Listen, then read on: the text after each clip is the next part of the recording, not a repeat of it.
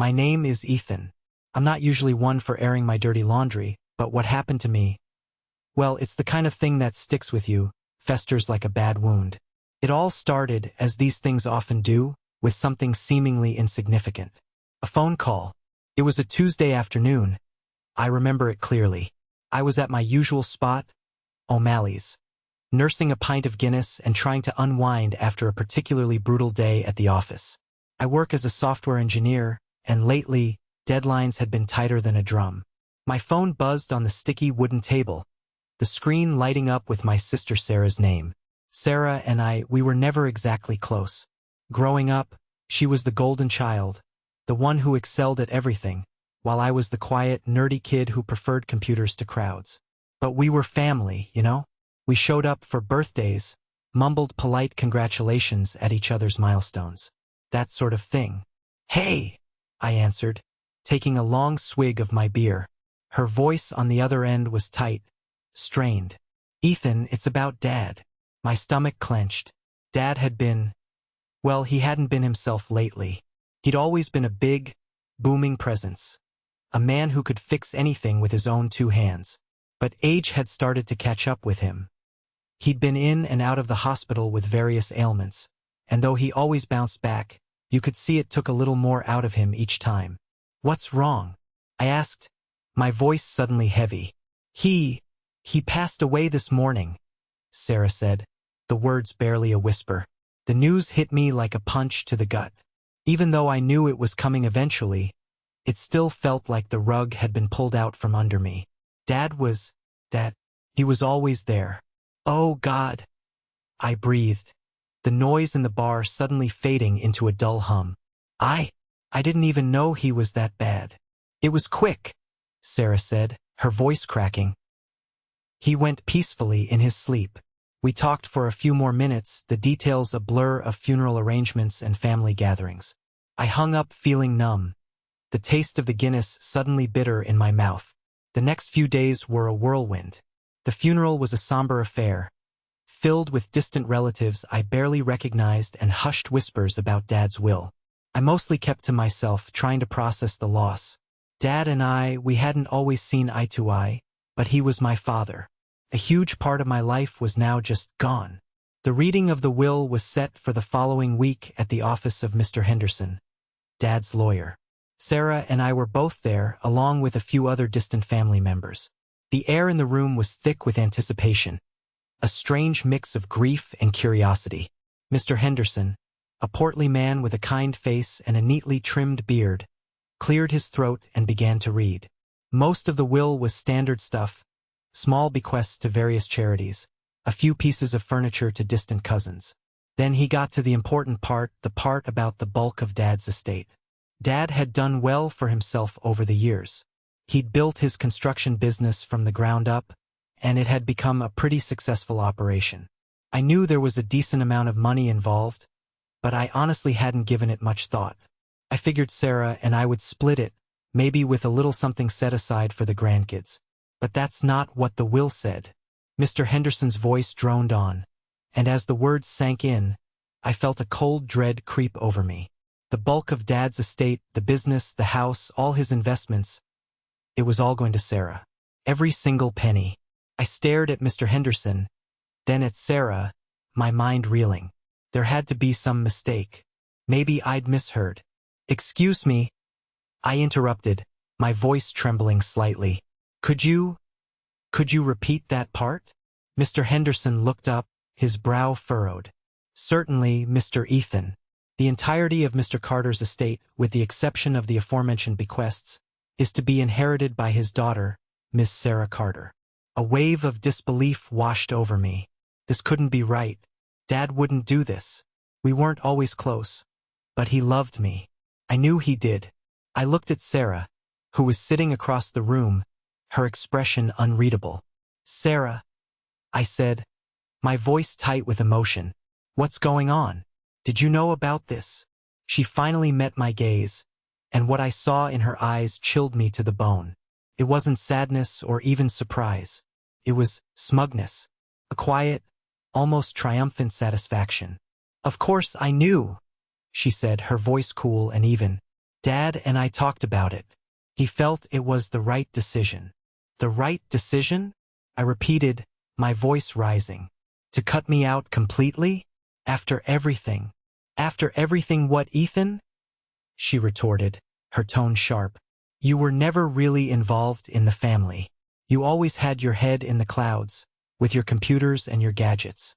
I was the one who was always there for Dad, who helped him with the business, who actually cared. Her words stung, each one like a tiny shard of glass. It wasn't true. Cared about Dad.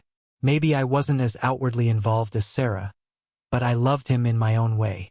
That's not fair, Sarah, I said, trying to keep my voice level. I was always there for him when he needed me. Oh, really? She scoffed. When was the last time you even visited him before he got sick? You were always too busy with your precious work. The argument escalated quickly, the polite facade of the funeral dissolving into bitter accusations and resentments that had been simmering beneath the surface for years. The other family members in the room shifted uncomfortably, their eyes darting between Sarah and me. Mr. Henderson looked like he wanted to disappear into his expensive leather chair.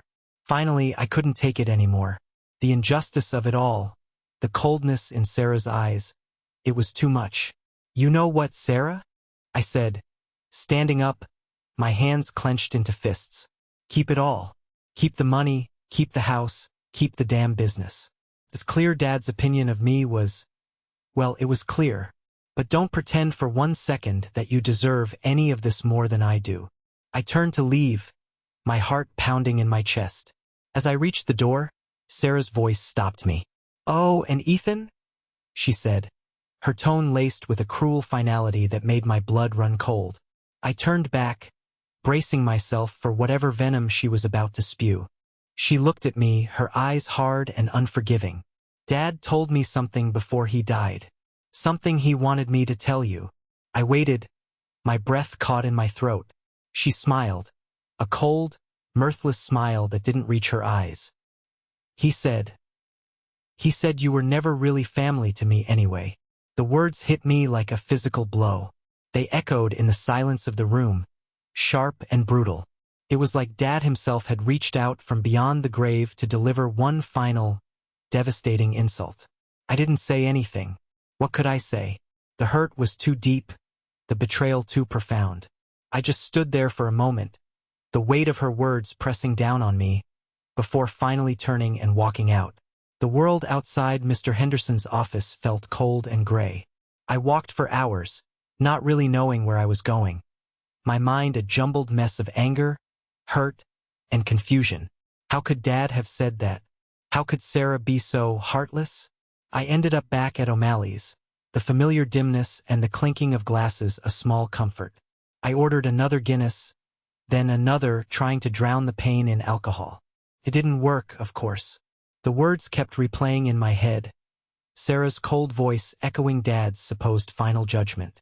As the days turned into weeks, the reality of my situation began to sink in. I was alone. My father was gone, and my sister had effectively erased me from the family. I had my job, my small apartment, but that was it. The future that I had always taken for granted, the one where I would eventually inherit at least a part of my father's legacy, was gone.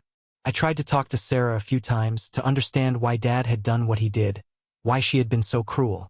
But she refused to answer my calls or respond to my emails. It was like I no longer existed in her world. The whole thing felt wrong. Deeply, fundamentally wrong. Dad wasn't perfect, but he wasn't a monster.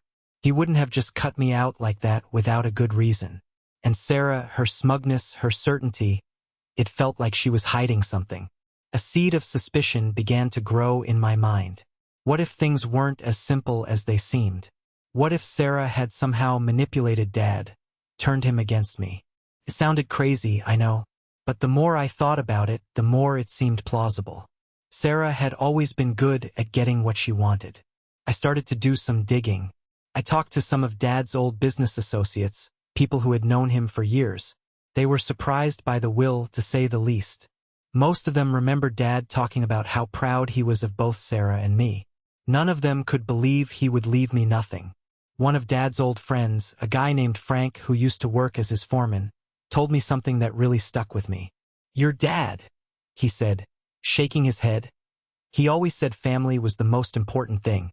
He wouldn't have just thrown you away like that, Ethan. Not unless something really bad happened."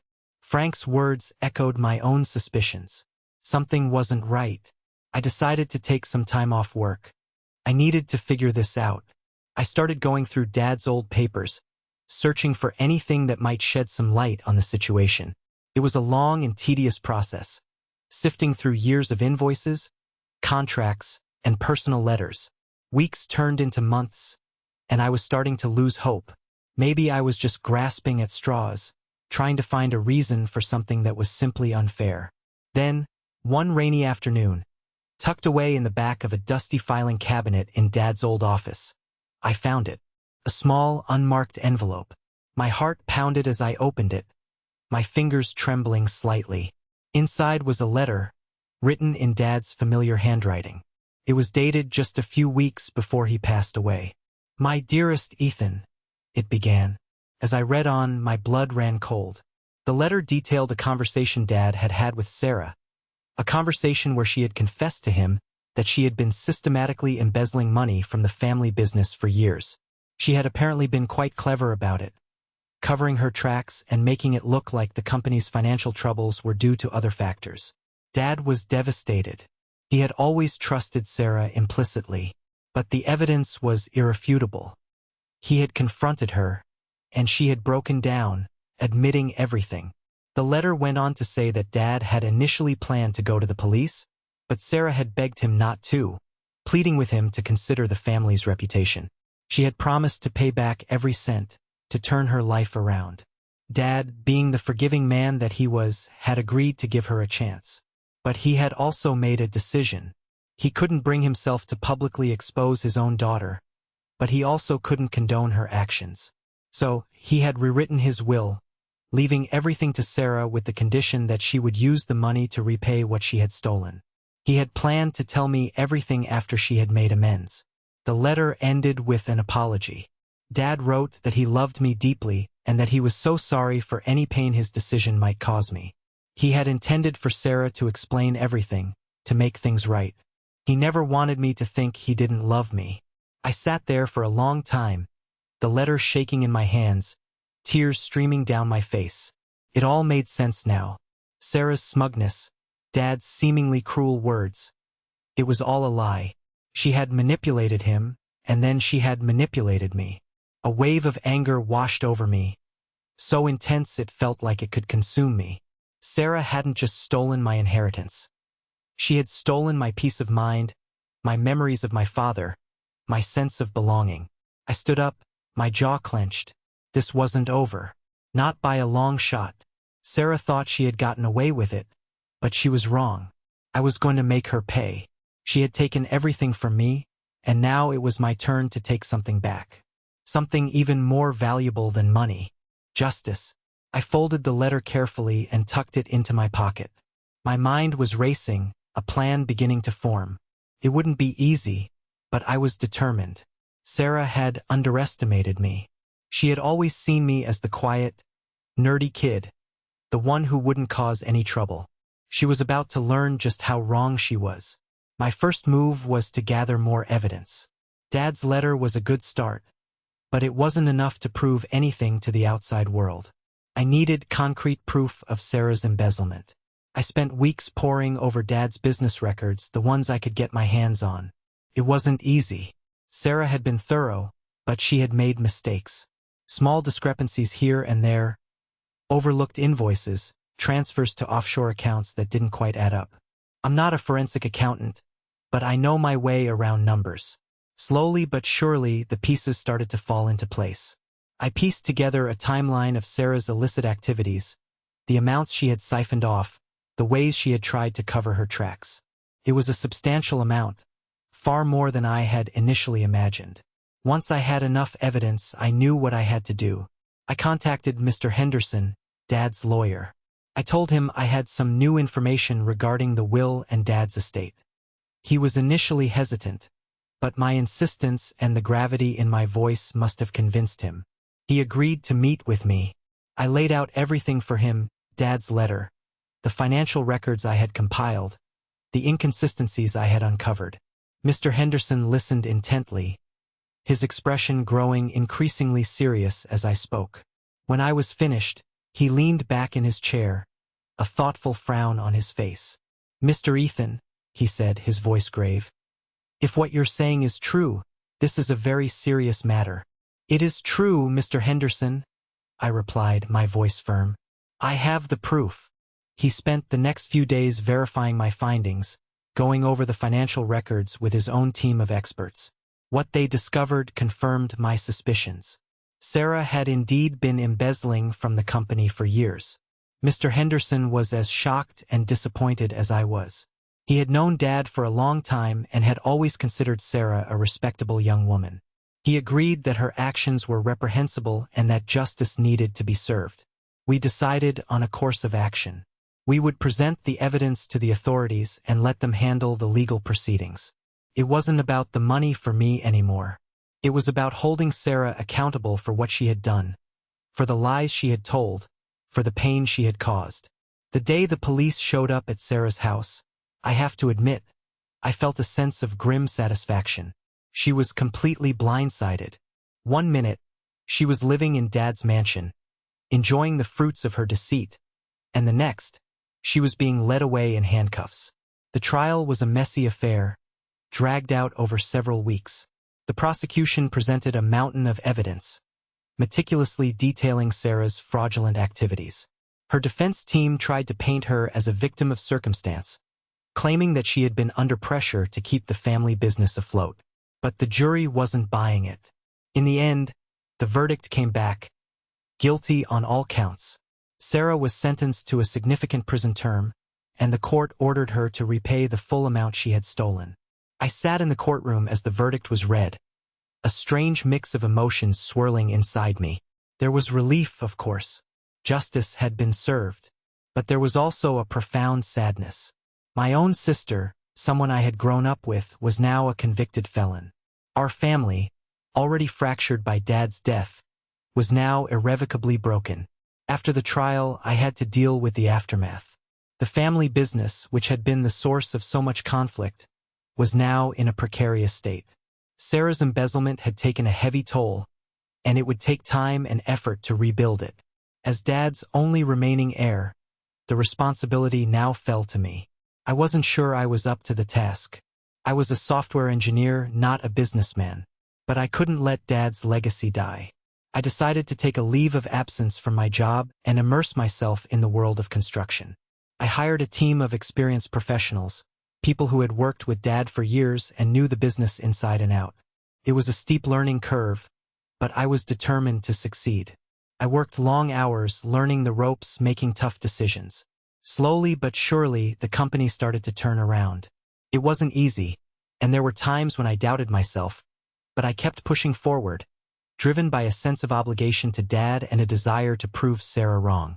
As the business recovered, so did I, in a way. The anger and resentment that had consumed me for so long began to subside, replaced by a quiet sense of purpose. I realized that I didn't need Sarah's approval or Dad's inheritance to define who I was. I was building my own future on my own terms. One day, a few years after Sarah's conviction, I received a letter from her. It was the first time I had heard from her since the trial. I hesitated for a long time before opening it. The letter was filled with apologies.